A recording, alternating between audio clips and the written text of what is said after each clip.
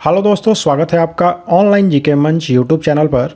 दोस्तों 1000 important GK का जो सीरीज है यह उसका 9th पार्ट है और इसके पहले के जो भाग हैं उसका लिंक हमने आपको डिस्क्रिप्शन बॉक्स में और आई बटन में दे दिया है, तो वहां से जाकर के आप इसके दूसरे पार्ट्स को देख सकते हैं।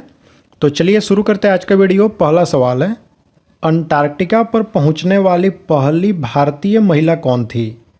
तो राइट आंसर है ऑप्शन बी, मोहेल मूसा जो थी यह सबसे पहली भारतीय महिला थी जो कि अंटार्कटिका पर पहुंची और इन्होंने यह काम किया था 1977 ईस्वी में। ठीक है। ऑप्शन ए में दिया है प्रीतिशु गुप्ता, तो यह पहली भारतीय महिला थी जो कि उत्तरी ध्रुव पर पहुंची थी और इन्होंने यह काम किया था उत्तरी ध्रुव पर पहुंचने का 1993 ईस्वी में। और ऑप्शन सी में लिखा है उज्ज्वला पाटिल, तो यह पहली भारतीय महिला थी जिसने कि पूरे विश्व का चक्कर लगाया था और यह पूरे विश्व का चक्कर लगाने का काम किया था इन्होंने 1988 ईस्वी में। ठीक है। अगला सवाल देखते हैं, वायुमंडल में जल वाष्प की मात्रा मापी जाती है।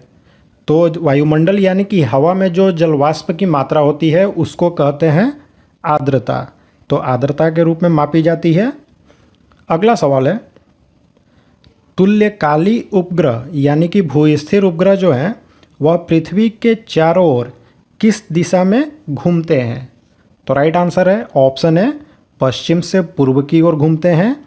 भूस्थिर उपग्रह का जो आवर्तकाल होता है वह 24 घंटे का होता है और पृथ्वी जो है अपने अक्ष पर जब एक घूर्णन पूरा करती है तो उसमें भी वह 24 घंटे लेती है। तो इसकी वजह से ये जो भूस्थिर उपग्रह हैं जब इसे हम पृथ्वी से देखते हैं तो यह एक जगह स्थिर दिखाई देते हैं, लेकिन यह हमेशा घूमते रहते हैं। अगला सवाल देखते हैं, सर सीवी रमन को उनके किस प्रयोग के लिए नोबेल पुरस्कार दिया गया था? तो राइट आंसर है ऑप्शन सी, प्रकाश के प्रकीर्णन के प्रयोग के लिए सीवी रमन जो हैं इन्हें 1930 ईस्वी में भौतिकी का नोबेल मिला था। अगला सवाल देखते हैं, लोकतंत्र के दो रूप कौन से हैं? तो राइट आंसर ऑप्शन बी, प्रत्यक्ष और अप्रत्यक्ष, ये दो तरह के लोकतंत्र होते हैं। अब इनको बारी बारी से समझ लें। तो जो प्रत्यक्ष लोकतंत्र होता है उसमें जनता जो है वह प्रत्यक्ष रूप से शासन के कार्यों में भाग लेती है, जैसे कि कानून बनाने में, नीति के निर्धारण करने में या फिर प्रशासनिक अधिकारियों की जो नियुक्ति होती है उसमें भी। लेकिन अप्रत्यक्ष लोकतंत्र में क्या होता है कि जनता इसमें प्रत्यक्ष रूप से नहीं शासन करती है बल्कि अपने प्रतिनिधियों के माध्यम से शासन करती है। अगला सवाल देखते हैं, हम्पी के स्मारकों के समूह का निर्माण किसने किया था? तो ये जो हम्पी के स्मारक हैं यह कर्नाटक के उत्तर में स्थित हैं। ठीक है। और इसका निर्माण कराया गया था हरिहर और बुक्का नाम के दो भाई थे, इन्हीं के द्वारा। और यह जो हम्पी है यह विजयनगर जो साम्राज्य है उसकी राजधानी भी रह चुकी है। अगला सवाल देखते हैं, हर्ट्ज क्या मापने की यूनिट है? तो राइट आंसर है ऑप्शन डी, तरंगों की आवृत्ति को मापा जाता है हर्ट्ज के द्वारा। अब तरंग की आवृत्ति क्या होती है? तो तरंग जो होती हैं वह 1 सेकंड में जितनी बार कंपन करती हैं, यानी उन तरंग के कंपनों की संख्या जो होती है उसकी आवृत्ति कहलाती है। और इसका जो मात्रक होता है वह होता है कंपन प्रति सेकंड और इसी को हर्ट्ज भी कहा जाता है। अगला सवाल देखते हैं, निम्न में से किसे भूरा कोयला यानी कि ब्राउन कोल कहते हैं? तो right answer option C, lignite जो कोयला होता है इसी को भूरा कोयला कहते हैं और इसमें कार्बन की जो प्रतिशत होती है वह होती है 40 से 45% लिग्नाइट में। अगला सवाल देखें, भारत का उपराष्ट्रपति बनने की न्यूनतम आयु कितनी होनी चाहिए?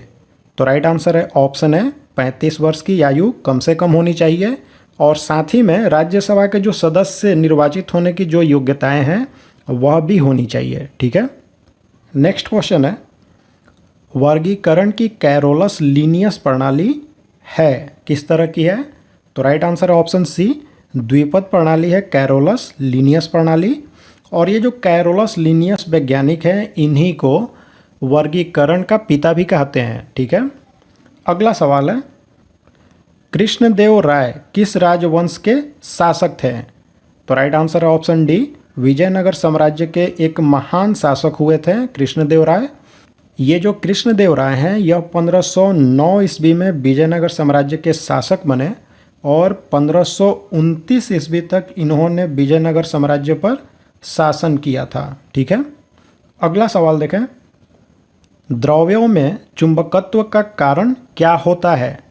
तो द्रव्यों में चुंबकत्व के दो कारण होते हैं। पहला कारण है कि इलेक्ट्रॉनों की जो कक्षीय कोणीय गति है वह होती है, और दूसरा होता है इलेक्ट्रॉनों के आंतरिक चुंबकीय संवेग। ठीक है, तो यहाँ पर ऑप्शन में लिखा है इलेक्ट्रॉनों की वर्तुल गति, तो इसी को यहाँ पर राइट आंसर चुनना होगा। अगला सवाल देख लें। सूर्य का पृष्ठीय तापमान कितना है? तो राइट आंसर है ऑप्शन है 6000 डिग्री सेल्सियस सूर्य के पृष्ठ का ताप है, और इसके जो केंद्र का ताप है वह होता है 1.5 × 10⁷ डिग्री सेल्सियस, यानी कि 1.5 करोड़ डिग्री सेल्सियस इसके केंद्र का ताप है और इसके पृष्ठ का ताप है 6000 डिग्री सेल्सियस। नेक्स्ट क्वेश्चन है, उपन्यास नील दर्पण का अंग्रेजी अनुवाद किसने किया था? तो right answer option B, Madhusudan Dutt जो हैं इन्होंने नील दर्पण जो उपन्यास है इसका अंग्रेजी अनुवाद किया था, और यह जो नील दर्पण उपन्यास है इसको मूल रूप से लिखा था दीनबंधु मित्र ने। अगला सवाल देखें। फोटॉन की खोज किसने की थी? तो राइट आंसर ऑप्शन है आइंस्टीन के द्वारा फोटॉन की खोज की गई थी। यह जो फोटॉन है इसे भौतिकी में प्रकाश और अन्य विद्युत चुंबकीय विकिरण जो होते हैं उनका मूलभूत कण कहा जाता है। ठीक है, और इसका द्रव्यमान और भार दोनों शून्य होता है, और इसकी खोज की गई थी आइंस्टीन के द्वारा 1905 ईस्वी में। अगला सवाल देखें। 73वें संविधान संशोधन का संबंध किससे है? तो राइट आंसर है ऑप्शन सी, पंचायती राज से। संविधान में 73वां संशोधन करके भाग 9 जोड़ा गया था, और यह जो पंचायती राज है इसे संवैधानिक दर्जा दिया गया था। फिर उसके बाद 74वां संशोधन हुआ, उसमें भाग 9A जोड़ा गया था संविधान में, और उसमें क्या किया गया कि जो नगर पालिकाएँ थीं उनको संवैधानिक दर्जा दिया गया। तो ये दोनों क्वेश्चन काफ़ी इंपॉर्टेंट है, 73वां और 74वां संशोधन, तो इसे आप ज़रूर से याद रखें। अगला सवाल देखें। लेजर की खोज किसने की थी? तो लेजर जो है इसका फुल फॉर्म भी एग्जाम में पूछा जाता है, तो वह होता है light amplification by stimulated emission of radiation, और इसकी खोज की गई थी TH मैमन के द्वारा। अगला सवाल देखें। अभिव्यक्ति की स्वतंत्रता किस मौलिक अधिकार के अंतर्गत आती है? तो राइट आंसर है ऑप्शन बी, स्वतंत्रता का जो अधिकार है यह अनुच्छेद 19(1)A में दिया गया है, इसी के अंतर्गत अभिव्यक्ति की स्वतंत्रता आती है। किस मुगल शासक ने तंबाकू के प्रयोग का निषेध किया था? तो राइट आंसर है ऑप्शन डी, जहांगीर जो था इसने तंबाकू के साथ साथ जितनी भी नशीली पदार्थ थी उनकी बिक्री पर और उनके बनाने पर प्रतिबंध लगाया था। ऑप्शन ए में लिखा है औरंगजेब, तो इसे जिंदा पीर कहा जाता था। ठीक है, झीलों के अध्ययन को क्या कहते हैं? तो राइट आंसर है ऑप्शन सी, लिम्नोलॉजी कहा जाता है। ये जो लिम्नोलॉजी है इसके अंतर्गत झीलों, तालाबों, नदियों या फिर आर्द्र या नम भूमि जो होती हैं उनका भी अध्ययन इसी लिम्नोलॉजी में करते हैं। चलिए क्वेश्चन नंबर 21 देखें।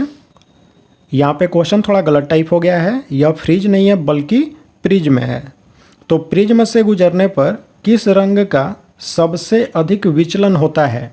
तो राइट आंसर है ऑप्शन है बैंगनी रंग जो है इसी का विचलन सबसे ज़्यादा होता है जब वह प्रिज्म से गुजरती है। ऐसा इसलिए होता है कि यह जो बैंगनी रंग है इसका तरंगदैर्घ्य सबसे कम होता है, और जो लाल रंग है इसका विचलन सबसे कम होता है। तो इसका मतलब यह हुआ कि ये जो लाल रंग है इसका तरंगदैर्घ्य सबसे ज़्यादा होता है। चलिए अगला सवाल देखें। गुब्बारों में हाइड्रोजन गैस की जगह हीलियम गैस का प्रयोग क्यों होता है?